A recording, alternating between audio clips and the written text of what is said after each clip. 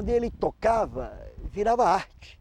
Ele foi um estupendo pintor, ceramista, desenhava joias, fez cenário até para baile do Teatro Municipal e gostava de cozinhar, falava 7 idiomas e era um grande jardineiro, um grande paisagista do Brasil e do mundo, considerado pelo Instituto dos Arquitetos dos Estados Unidos o criador do jardim moderno. Estamos celebrando o centenário de Roberto Burle Marx.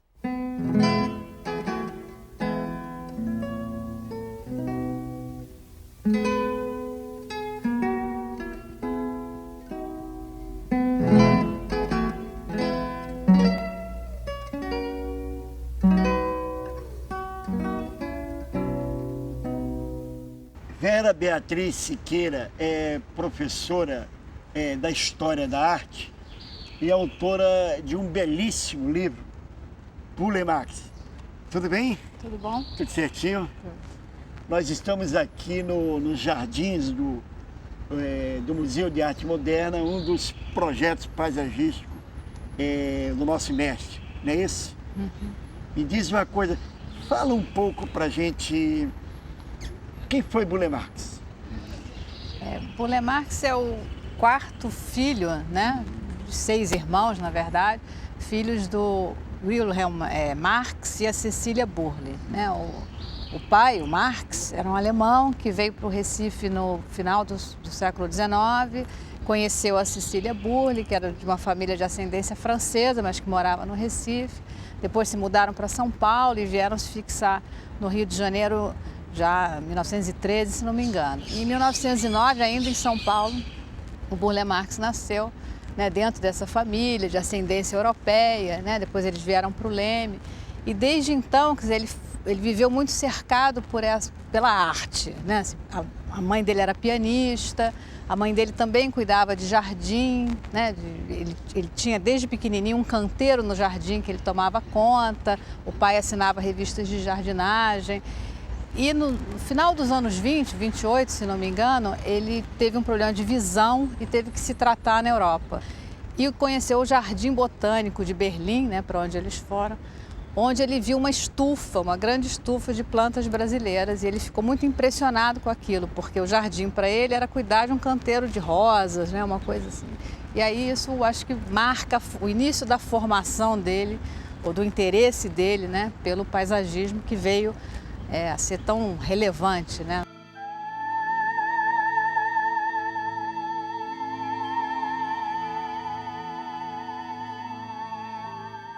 Haruyoshi Ono é carioca e tinha 22 anos quando bateu à porta do escritório do Roberto Burle Marx para trabalhar como estagiário, foi isso? Foi. A gente queria uma ocupação e eu gostava de plantas, e aí foi bater na casa dele. E como foi? Ele abriu a porta, olhou pra gente, quer dizer, eu dou sempre nós, porque eu fui com outro arquiteto, na época era estudante também, o Zé Tabacou. E aí olhou assim para nós, assim, o que vocês querem?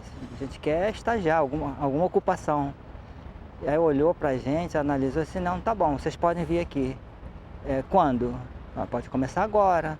Aí tá bom, e a gente entrou e fomos ficando. E eu fiquei até o final da vida dele, juntos.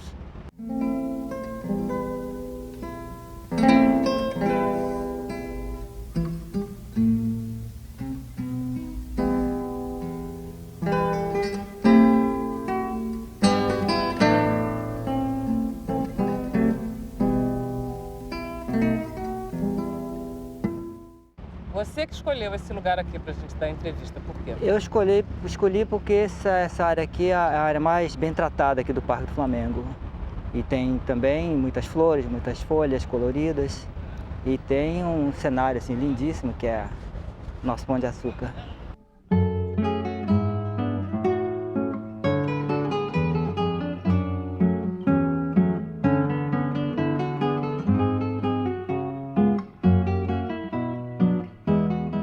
Tecnicamente, o que diferencia os jardins do Roberto Burle Marx dos outros jardins? O que ele trouxe de novo em termos de paisagem? E a introdução de plantas nativas dentro dos jardins era um elemento que não era utilizado quando ele começou. Antes dele, na verdade, não existia paisagismo, tanto que ele mesmo não é formado como paisagista. A formação dele é na Escola de Belas Artes, né? Existiam projetos do século XVIII, do Mestre Valentim, do século XIX, do Glasiou, por exemplo, que eram projetos paisagísticos, mas não eram entendidos dessa maneira, né? Como uma ciência específica, né? O paisagismo. E ele realmente, eu acho que ele foi um marco na criação do paisagismo brasileiro, né? E ele deixou uma série de seguidores. O Glasiou, que é um conhecido paisagista do século passado, teve alguma influência nas coisas do Roberto? Muita, muita. Que tipo de influência? Inclusive na utilização pela vegetação.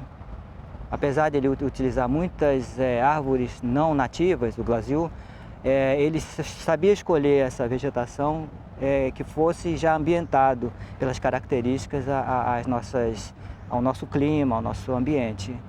E utilizava muita vegetação autóctone também. Então isso influenciou a maneira de compor também na trajetória do Roberto. Quando ele veio para o Rio, o Burle Marx, coincidiu que a cidade também estava brigando grandes arquitetos, e enfim, ele conheceu esse... Fala um pouco desse ambiente do Rio nesse tempo. Quer dizer, o primeiro arquiteto que ele conhece é o Lúcio Costa, que era vizinho dele no Leme, né? Assim, ele acaba conhecendo, e o Lúcio Costa viu que ele cuidava de um canteiro e acabou pedindo para ele fazer alguns projetos de jardim e residências que ele estava construindo, né? Esses dois projetos que ele fez nessa época, nos anos 30 ainda, já desapareceram, não existem mais.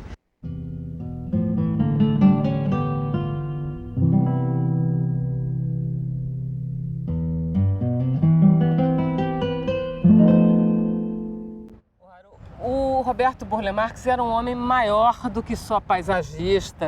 Que outro tipo de atividade ele tinha? Pintura, principalmente. Que a formação dele é de pintor. Estudou Belas Artes, inclusive.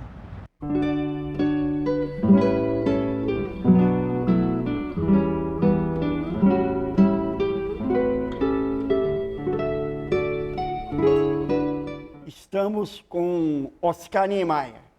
Oscar Niemeyer é Oscar Niemeyer. Tudo bem, mestre? Tudo em paz. Tudo bem. Mestre, fala um pouco sobre a obra de Burle Marx. Burle Marx, para mim, ele foi um grande paisagista, né? E com essa tarefa tivemos muito contato, né? Temos projetos que nós fazíamos, convocávamos o Burle para fazer os jardins. Mas foi um colaborador muito bom, né, nesse sentido. Ele era pintor também.